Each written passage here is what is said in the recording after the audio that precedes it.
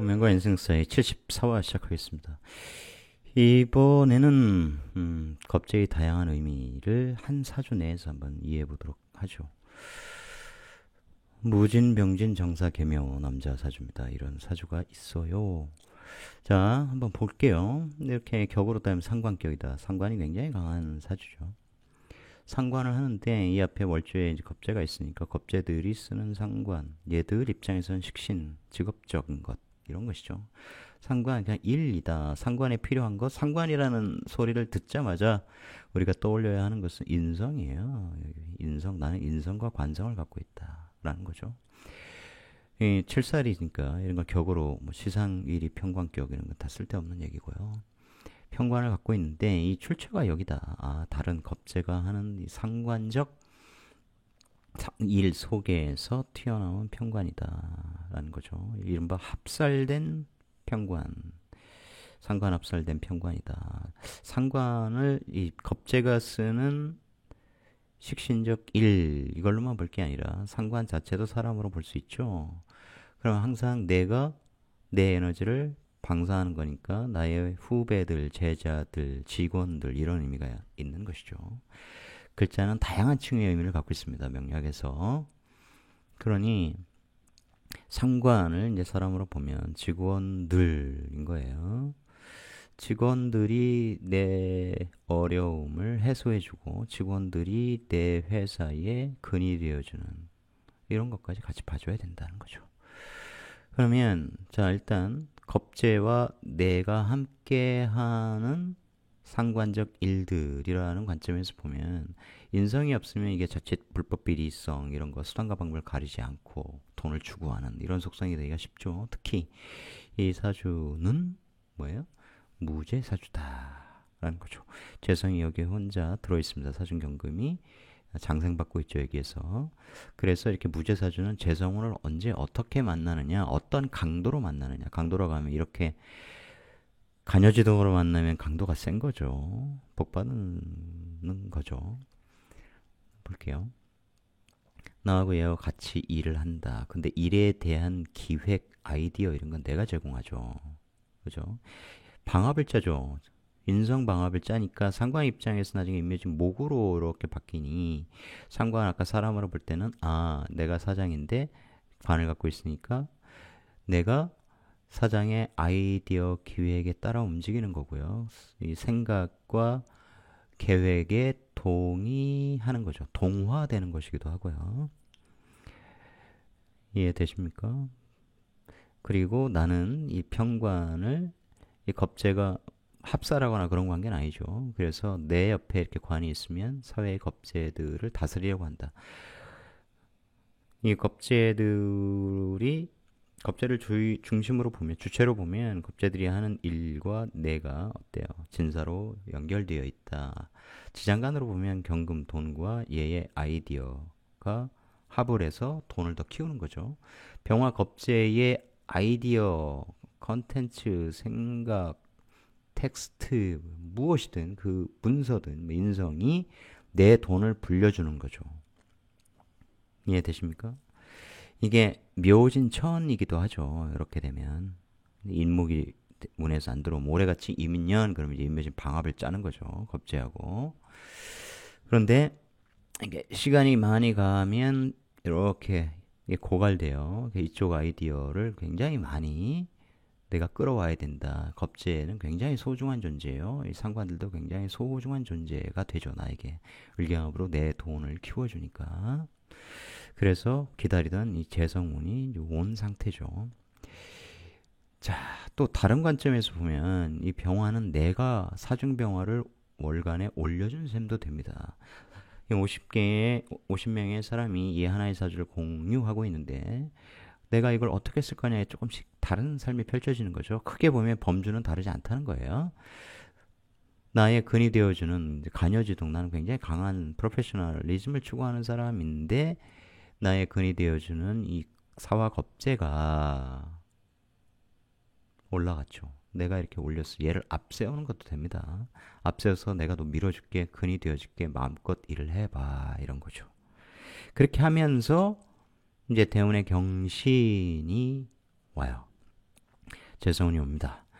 이게 겁재가 정관에 이렇게 떠 있고 겁재가 먼저 총대를 메고 일하는 상관을 나는 옆에서 지원하고 있는 셈이죠. 만약에 이 사화가 없다면 보통 이제 초기에 기초를 어떻게 배우냐면 병탈정광이라고 해서 정화의 빛을 병화가 다 뺏어간다, 탈취해간다. 이래서 정화는 병화 옆에 있는 것을 굉장히 꺼려한다. 이런 식으로 보는 거죠.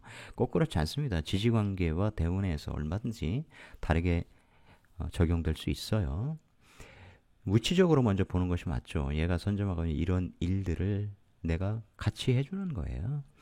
그런데 만약에 관이 없다면 어때요? 얘가 이렇게 같이 일을 해서 자칫하면 이제 돈을 서로 벌려고 하는 쟁제가 나올 수 있는 것이죠. 그것도 지지관계를 당연히 봐야 돼요. 근데 관이 딱 있으면 항상 내가 심판을 옆에 두고 있는 것과 같아서 내 회사가 상관생재 재생살로 이어지니, 그죠? 이 합당한 계약에 근거하여 이 돈을 배분할 수 있습니다. 쟁제 일어나지 않는다. 정관에서. 그리고 돈의 액수가 굉장히 크죠. 그래서 얘들이 상관, 내 입장에서 상관 생제하면 내가 그 돈을 또 사신합으로 가져가죠. 그렇죠? 이렇게 가져갑니다. 그러면서 자칫하면 사신형 법적인 문제 같은 것이 나올 수 있다 이런 거예요. 그런 배경에는 이제 묘신 귀문, 이게 편의는 어쨌든 재성의 제극인 재성의 극이 필요한데 그래야 현실적인 아이디어를 항상 내는 거죠. 내 아이디어를 돈으로 바꾸는 능력도 되고요. 또한 항상 미래를 읽는 성견지명 이런 아이디어가 제대로 이제 발동 걸리는데, 예, 귀신이며 귀신을 보는 귀문 걸리는 분들 중에 이제 귀신 보는 분들이 있습니다. 이제 그게 구조가 굉장히 좋을 때는 꿈에서 귀신 보거나 하면 일이 잘 풀려요. 농담 아니에요. 이게 이 편인은 종교명리 철학 이게 깊은 정신 세계로 내려가는 거거든. 그래서 이 어두운 밤 찰 때 내가 생각을 하는데 거기에 재성 제국인이 딱 걸려. 근데 그게 귀문이야. 그러면 돈 벌어주는 귀신 같은 거예요. 그래서 그런 꿈들이 굉장히 좋은 것이다. 네, 돈에 너무 미치면 늘 돈이 세게 들어오고 그러면 이 돈을 배분하는 데 있어서 얘들이 열심히 해서 돈 벌어왔는데 그 위에 병화가 딱 있잖아요. 그죠? 이들을 도와주는 이 자체 그냥 겁재가 하는 일로 보면 겁재가 일해서 돈 벌어왔잖아요. 그죠? 같이 배분해야죠. 심판 나니까 나한테 유리하게만 하면 승질 나죠. 그렇지 않습니까? 진신 신자진 해서 네 회사도 키웠잖아. 근을 빵빵히 줬잖아. 신자진 이런 게 이제 관성 가삼합이죠. 왕지가 천간에 올라가 있는 근도 확실하게 만들어주고 네 회사도 키워주고 돈도 벌어줬는데 얘가 막 다 뺏어가려 그래. 온몸으로 막 뺏어가. 야 이씨 내가 이거 하려고 얼마나 힘들었는데 회사 운영하는데 돈 많이 들어. 이런 식으로 하면 소송이 걸려버린다. 이걸 두고. 그래서 그런 걸 굉장히 조심해야 돼요. 돈에 너무 집착하지 말라. 창의력으로 써라. 돈 되는 아이디어를 끊임없이 내라. 이 겁재가 도와줄 것이다. 돈 버는데. 겁재가 아니라 상관이 도와줄 수도 있죠. 나는 그런 직원들을 파견해서 이들을 지원하게 하면 되고요. 그래서 이로물서 많은 것이 나오는데 이 넘치는 빛, 열, 전기 이런 것들을 통해서 지금은 상관이 오행적으로 얘기하면 토에 이렇게 빛과 열을 방사했는데 기계가 딱 튀어나온 거죠. 마치 컴퓨터 같은데 열기를 딱 방사하는 거죠. 전달하는 거예요. 그래서 근데 그게 재성이야 어떤 결과물이야 이런 것이 이제 이게 인터넷 컴퓨터 이런 것이고 컴퓨터와 관련된 온라인 비즈니스 이런 것도 굉장히 잘 어울리고 상관 내가 보기에 상관이니까 상관들의 제주꾼들 끼 많은 사람들이 뛰어다니면서 열심히 온몸을 다해서 돈을 벌어올수록 나는 지원하고 내 직원들 올려서 지원하고 혹은 그런 능력을 가진 어떤 능력? 식신 속에 이 전문성 속에 엄청난 아이디어들을 갖고 있는 그런 파트너들을 만나면 좋죠. 을경합하면 그것이 돈의 원천이 되니까요.